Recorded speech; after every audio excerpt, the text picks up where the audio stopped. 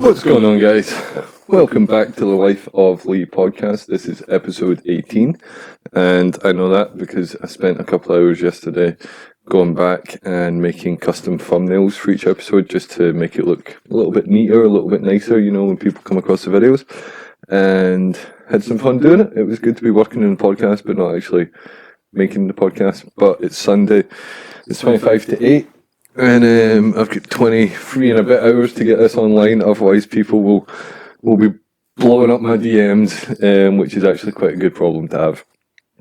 Before I get into the show, as always, show's brought to you in association with Fab Activewear. If you want to get awesome hoodies and any kind of workout gear, go over to their site, fabactivewear.com, and check out their stuff. It's incredibly reasonably priced. I actually need to get more stuff, but like this hoodie and the other hoodie I've got, I've just been basically wearing them on rotation and I love them.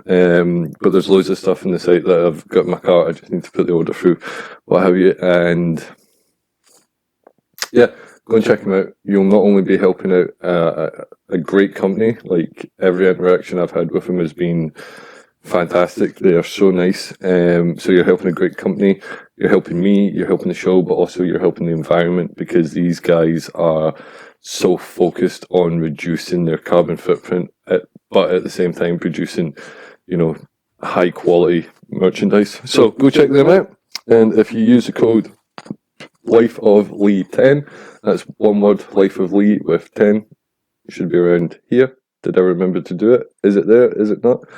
And Life of Lee 10, all this will be in the description below. You'll get 10% discount, and enjoy. So let's get into the show.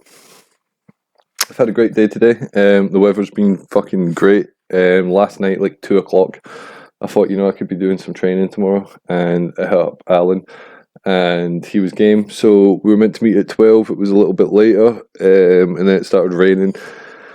We didn't let it dampen our spirits though, and we went to a place called Motherwell, and we just had such a good, not even day's training, we were only out for maybe 2 hours, 2.5 hours, but we crammed in a lot of stuff. And there was, the last time we trained there was a couple of little challenges, and we done loads of, like, sometimes you go out and train and you want to try new stuff. Sometimes you go out and train and there's a specific jump you want to do. Sometimes you want to go out and train on specific aspects of movement or flow, or, you know, that's what I love about parkour. There's always going to be something that you can improve on. And sometimes you just go out and you play little games, like literally the floor is lava, or you find little challenges, or, you know, games of stick, which is basically horse but stick. And like the last time we were in Motherwell, we did loads of little challenges and little technical movements, and some we got and some we didn't. But today I was able to go back and get a couple of the challenges that I couldn't get before, and also got a couple of jumps that I hadn't noticed before, and refined a couple of different things. So all that's to say that today's episode is going to be on parkour, because, you know, I've trained for 17 years now, and throughout everything that I've done, all the things I've dedicated myself to and all the experiences I've had, nothing has captivated me more and given me more than parkour. And it just, from the moment I seen it, like, there was a documentary in 2003 called Jump London, and it was the first time that parkour had really been seen outside of France. And like, I'll give you a really brief history, and there is some speculation and some controversy over the actual history and what different things mean, but I'll give you it how I understand it, right? So back in the 80s, it was like late 80s, early 90s, I think, there was a group in suburbs of Paris called the Yamakasi, and they were built up of a couple of different people, but specifically David Bell and Sébastien Foucault and some others, and they trained what they called the art du déplacement, or the art of movement. Now, this stemmed from, like, a lot of them trained martial arts, a couple of them were break dancers, a couple of them were athletes and that kind of stuff. And as they were growing up, they would play the same kind of games all kids play, you know, like TIG and tag and red light, and I don't know what all the regional names are, but we all play the same kind of games growing up. But where they happen to live, in Nice and Evry, just outside Paris, the architecture of these places is so conductive to movement once you look at it that way. and the games that they were playing were adapted to these environments, and then the way they move had to be adapted. Like we used to play, around this scheme like tag and that kind of stuff, and we had to run and, jump fences and hedges to get away from people. But with the architecture that they had access to, it inspired them to move in a different way, and they ended up coming up with, different movements and different techniques to absorb impact, and it ended up growing into not only the physical movement, but there was a philosophical side brewing behind it as well. So the Yamakasi more or less not disbanded, but David Bell and Sebastian Foucault broke away. Now David Bell's father was really instrumental in the fundamentals of what parkour is based upon. He was he was ex-military and he was a fireman, and a lot of the training that he done was based on like obstacle courses, but also I can't remember who came up with this first, but it was the method de natural, or the natural method of training, and it's like running through woods barefoot and climbing trees and working on balance and functional strength and that kind of stuff. But again, it's just a training method. And then David Bell took those fundamentals and brought in his own philosophy that he'd learned from, martial arts, what have you, and he created parkour. And this is where parkour and freerunning kind of branch away. Freerunning was later developed by Sebastian Foucault. Now, the way I see it, both parkour and freerunning are in a way like martial arts, but instead of training to, beat a physical opponent, you're training to instead of training to overcome a physical opponent who has matched the same skills as you. You're both training taekwondo, you're both training jiu-jitsu, you're both training kung fu, whatever. Instead of training for that, you are training to overcome the obstacles in your environment. And I'm not the first freerunner to say this. I think it was Tim Sheaf. But if you look at the way most people move through towns and cities, what have you, we are basically getting herded like cattle or like sheep, not in the whole sheep woke culture, but just the way we're herded. It's like, okay, go down this road, you must cross here, there's barriers to prevent you can't go this way, there's walls, just this street here and turn here. We're all very much directed. But the key philosophy in parkour is to find your own way, and that, like, initially that is just talking to the movement, the physicality of the discipline. But after you've been training for a while, it really translates into all aspects of your life, finding your own path. And when you come up against obstacles, things that are meant to stop you, you're trained in such a way that things that are meant to stop you, you end up using them to propel you forward. And not only are you doing that in a very real, literal sense, but it also transfers metaphorically into all aspects of your life. Whenever an obstacle comes up, you don't let it stop you. You find whatever way you need to get around it. And if you can't, if you just need to run straight up that wall and grab the top of it, Ninja Warrior style, and you can't do that, then you need to go back and train whatever it is. If you're not getting the jump, you need to train your legs. If you're not getting the reach, you need to train flexibility, whatever. And it's like my mate, who's an incredible musician, he worked out from learning how to play guitar to such a high level, what the skills he implemented to learn guitar, because he had no natural talent. It was all just through repetition and putting in 4 hours a day and this kind of stuff and breaking it down. He then realised that he could adapt that way of thinking and that method of thinking to anything and become above adequate at anything, and he applied that to science as well, and the exact same thing happened. He became very successful and prominent in science. So the parkour is basically about direct, efficient movement, getting from A to B in the most fluent and efficient way possible with the least amount of impact, carrying the most amount of momentum, knowing exactly what step's going to hit where to carry you forward into the next thing, not stumbling, not having to stop and wait, prepare yourself, go. It's just about being able to flawlessly overcome the obstacles in front of you, and also training yourself to go further, higher, you know, and become stronger, both physically and mentally. Probably more mentally than physically in a way. So that's the basics of parkour. Freerunning, on the other hand, is the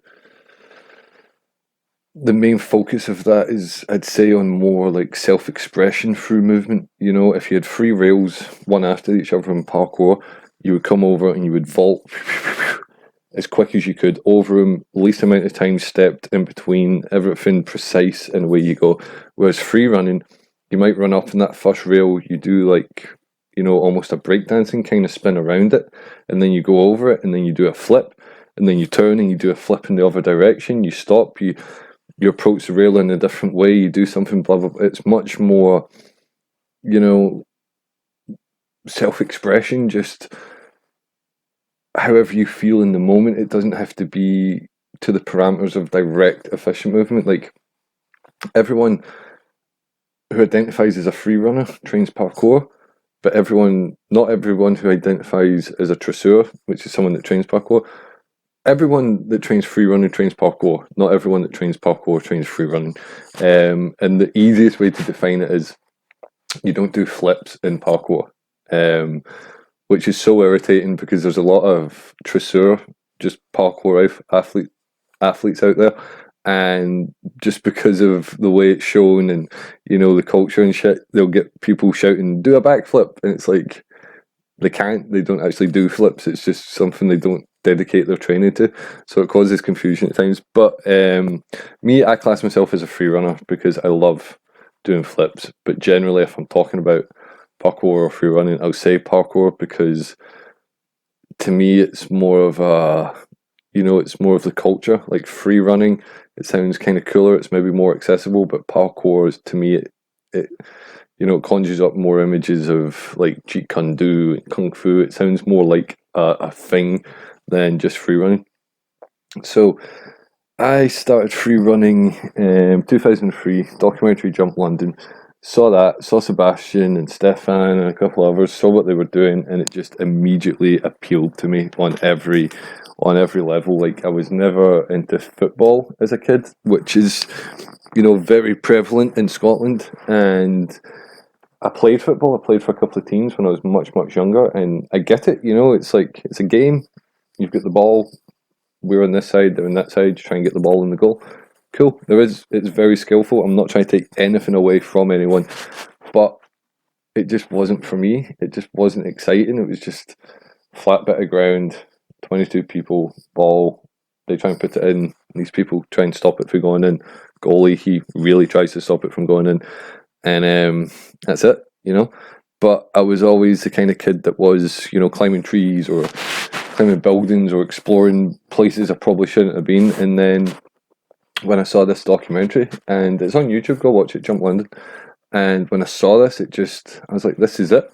I'd never felt such an immediate, you know, resonance with something as I did when I saw what they were doing. And I phoned up my mate at the time. I was like, "Yo, did you watch this?" He's like, "Yep." I was like, "Do you want to start training tomorrow?" He's like, "Yeah, 100%." It ignited the exact same thing in him. Like, I like Night this doobie. And we went out and started training. And back then, there was no internet, there was no YouTube. We had no fucking idea what we were doing. We'd seen this documentary once and tried to digest it. And then we went out, we were trying to do stuff. Probably looked like fucking idiots, but we kept going out and we kept refining it and getting a little bit better. And it got to the point, like, other kids after a little while would be walking past and about, "Oh, you're doing that free jumping parkour stuff." And we're like, "Yeah." Like, "Can you teach us how to do it?" And we're like, "Honestly, mate, we don't have a fucking clue what we're doing here, but if you want to hang out, you know, we'll see what happens." So we ended up like teaching kids, and then other kids would come along, and we ended up building like this team of like 25 of like a revolving cast of characters like that would be out training and just running the streets and, you know, climbing roofs and just improving and exploring and all getting better together. And like, there's no real competition in parkour. there are parkour competitions, but even then, you're always competing against the environment, you're competing against the obstacles, you're competing against yourself mostly, and the support like of all the different factions and groups and cliques and societies and everything that I've been a part of, from military to acting to just loads of different little groups and subcultures and all this kind of shit. Parkour is just the most open, the most supportive, the most genuine, and one of the most progressive. Like, the athletes that I've met and their mindset and their dedication and what they've done, like, that's the thing. I've been able to basically see the entire genesis of a culture, like from the original videos that went out to people emulating that stuff to different like regional styles popping up around the world, the first gyms, the first clothing brands, how the styles changed. And it's the same thing that happened for skateboarding in the 60s, 70s, maybe a little bit earlier. Like, this whole culture has sprung up, and there's now free runners that are millionaires simply off the back of sponsorships and movie deals and that kind of stuff. And it's just been beautiful to see the evolution of it, and also to see some people just running with it, pushing it, pushing the bar every single day, and raising the bar for everyone, raising the awareness of the disciplines, raising the vibration of the fucking human race. Like I think parkour is so beautiful because it's so pure. Like, skateboarding, BMXing, motocross, that kind of shit. That is, I think it's so much more skillful in parkour and so much more terrifying. Like, if I go for a gainer, which is a forward moving backflip, and I fuck up, I might land on my shoulder, I might throw my back out. But if you go for like a gainer on a motorbike off a ramp and you're going 30 feet in the air and you fuck up and then you drop and then you've got this bike coming down on top of you, or even, I can run and jump a good distance and land on a railing, which isn't that impressive, but it's kind of impressive to me. Like, I'm 6 foot, like 12 stone. I ain't the biggest dude, but I take up some space, like, and I know how fucking clumsy I can be in my day-to-day life. So for me to be able to run and put power into a big jump and clear distance, and there's a lot of impact, and then boom, stop dead on like a 2-inch rail. It's kind of cool. It's a skill. It's something I had to train to do. But when you see skateboarders or BMXers like going and they're clearing like a 7-step stair set, and then they're landing on a rail and grinding out another 4 meters and then jumping off that and away, that baffles that blows my fucking mind. But like, although I put that higher in terms of skill, dedication, commitment, training parkour, it's just you. It's just you and your environment. A pair of trainers, a pair of sweats, skinny jeans are quite big. I've never been into wearing denim when I'm training. But, it's so pure, and it goes back to such a tribal and such a primal thing that's still ingrained into us. Like, we came out of the jungles and the deserts and whatever, and our ancestors were running and getting charged by buffalo and lions and tigers. We have that in us to be able to move through the environment like that. And the moment you are born, you are given the keys to the most advanced machine in the known universe, which is your body, and to not use it to its fullest extent, which I honestly believe free running is, because it's not just, like, seriously, it's a complete full body workout. Like, if you want abs, learn how to backflip and then just keep doing it. And you'll want to keep doing it because you're like, holy shit, I'm backflipping. And so it keeps you in great physical shape, but it's the mentality of it. It's the mentality that you gain. It's the confidence that you gain. I would not be an actor if I hadn't trained parkour. Some of the relationships I've had with like actual like girls, and like, oh, she's really hot, and oh, all that kind of shit, I wouldn't have approached them if I didn't have the confidence I had from parkour.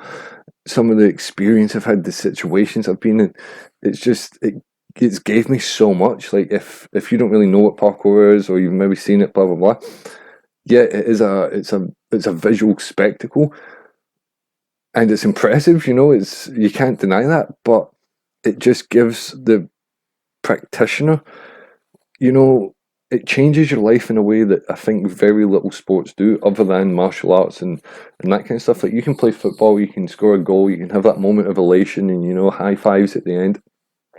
But if you don't miss that goal, then you need to run and get the ball.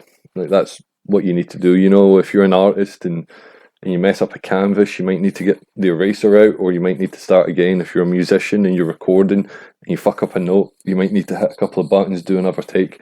It's frustrating, it's time consuming, what have you. But if I'm out trying to do, like, you know, a flip between two roofs and a run, and I don't get my run right, or a slip, or I don't put enough in, or there's a million things that can go wrong, I'm gonna fuck myself up.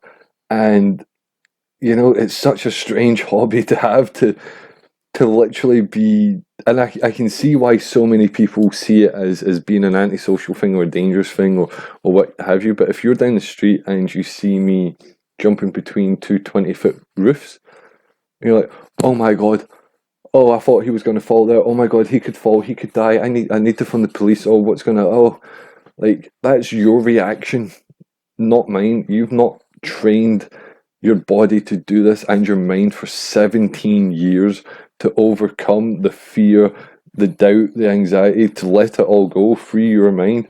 And you've also not seen me, if you see me do a 10-foot jump between 20-foot buildings with a 20-foot drop, you haven't seen me do, you know, 1,000 jumps that were 4 feet away from each other on walls that were 2 feet off the ground, 100% perfectly safe, just refining the technique, getting it perfect, every aspect from the takeoff to the landing, the impact, everything, nailing it. So you're greatly reducing the risk every single time. Like, every time I've played football in my adult life, I've came away with a serious injury. Serious injury. The last time, like, I literally split my eyebrow from here to here, and it was gaping. I clashed heads with a boy, and my eye, it was right in the bone, and it just exploded my entire eyebrow, and I had to get it all stitched. I'm like, nope, I ain't playing football anymore. Football is dangerous for me because I just don't understand.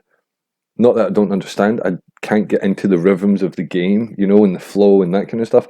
I'm just like, there's ball, you know, and I just try and get the run in, and that's how I ended up clashing heads with a boy. So I'm like, that's just not for me. And 90% of people, if they've not spent time training parkour, if they've never spent time training movement, and they go out and like, oh, I'm going to try a backflip, they probably will fuck themselves up. But if you spend just a little bit of time training it and trying to understand it and get to grasp with it, you'll see just how relatively easy it is. It's all about commitment. It's all just about, you know, one of the best quotes I've ever heard in my life is, if you think you can, or if you think you can't, you're right. You know, that shit is fucking fire, because that just tells you everything you need to know about the human psyche and mind over matter and how to accomplish things. It's your attitude towards it that will carry you through 90% of the time. So, yeah, started training 2003, started building up like a team. 23 minutes in, I think this is going to be a two-parter, maybe, at least, to be continued in 7-ish minutes. So we trained, we improved, we travelled, we explored. I ended up going over to France in 2008. This was back when, like, there was still message boards and all that kind of shit. And the Yamakaze, like the original founders, they were running an event. And I thought, yeah, I need to go to this. I need to go. I'd been training for like 5 years at this point. And I went over, and I basically went myself. I went with two guys from Glasgow that I didn't really know. And we flew over, and I ended up meeting the Yamakaze and getting to train with them and talk to them and learn from them, more importantly. And then I think it was the second day, like, I just happened to look up, and Sebastian Foucault was walking over, and like, he'd already done Casino Royale by this point, and, you know, I was a big fanboy, and he came over, and he was just the nicest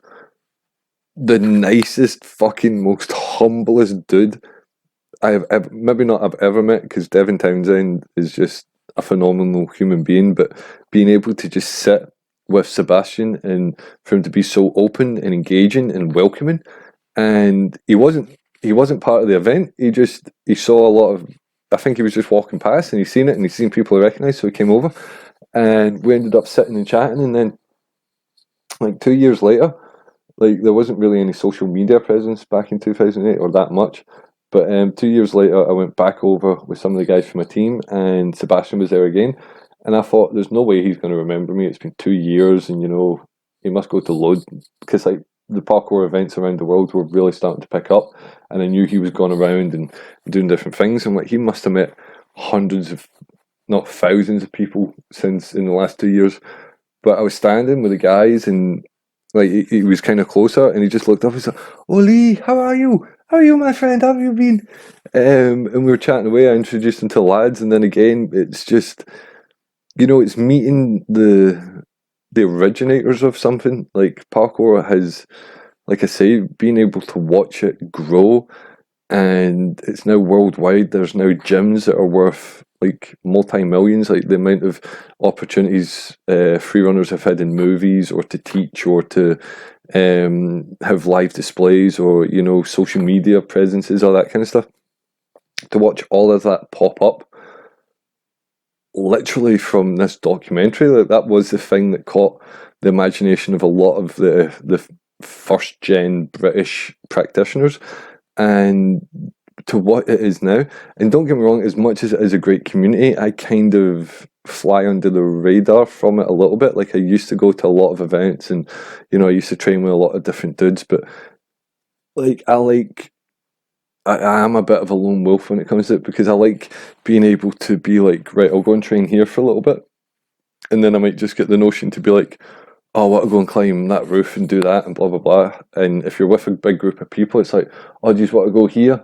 And some of them might be, oh no, no, no, no, let's go here. And then the group goes over there, and you're like, all right, I'll go here. And it's just, and that's the thing. Like one of the main philosophies behind parkour and free running is, find your own path, but it's also finding freedom, finding the physical freedom to be able to go almost anywhere you want, finding the mental freedom to not be held back by your fears and that kind of stuff.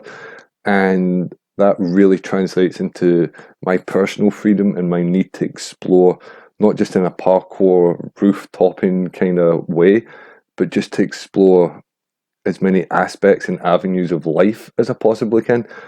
But it helps when you've got the background of parkour to go out and do that, both the physicality and the mentality. And it's led to like I wouldn't be an actor if I wasn't a free runner.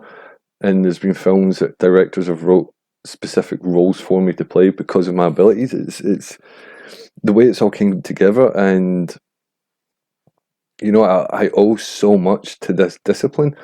And I probably should give more back, and I do try to, like the Spider-Man thing that I do, like a lot of time I'll do that for charities and that kind of shit, because like I've said before, it's just skills that I have, and if I can just do them in a slightly different way by throwing on a Spider-Man suit and bringing joy to people or whatever, then I'll do that, because to me it is giving back. But also for the teaching and that kind of stuff, just seeing kids, like I would do a move in class about, right kids, that's what we're learning this week, and they'd be like, oh, I can't do that. And I'm like, have you ever tried it? And they'd be like, no, but I just know I can't do that. I'm like, okay, come here. And say the move was, like you jump up and you do something. They would think like that's what we were going to do first, like just rah. But you would say, okay, come over here. What we're going to do, we're going to come in and we're going to try to do this. And it would be like the first step, and it would be broken down, and it would be isolated. Can you do this? And they'd be like, oh yeah. It's like, okay, right. So you can do that. Try it again. You got it. You good? Right. So the next bit, you're going to do that, and then you're going to do this. Can you do that? And they'd go in, and they'd, oh yeah, that's easy. And it's like, okay, this time you can come in, and you're going to do that, and then that, but then you're going to do that. Do you think you can do that in that? Maybe. So they would go in and go, and they would land it. Maybe not the first time, maybe it took a couple of times, but after you do the initial first one and the fear's away, it's then just about refining it. And they would land this thing that 5 minutes ago they thought was impossible, and you could see just how it would elevate them instantly. They would be running around high five, and they'd be elated. They'd be, all right, I'm going to try this other thing now, and then they would just keep the momentum going. And it was beautiful to be able to pass that on. And speaking of passing on, we have now just passed on the half-hour mark. See, I'm like, I always take it from when the audio is started recording, but the camera starts recording first, and then I need to come in and put the headphones in, and then I always go up and start like this, and then I always, what's going on, guys? And that's definitely from watching the Mushroom Diaries episode back. What's going on, guys, has definitely somehow became something of a catchphrase, because every single clip starts with, what's going on, guys? Or, what's going on, guys? But yeah, so that will be episode 18, Hardcore Parkour, part 1. Thank you for stopping by. I'll see you in the next one. And also check out, like, if you go back on my channel, you've got my whole entire backlog of free running parkour videos, and I think I'm going to shoot another one soon, so look out for that. I love yous.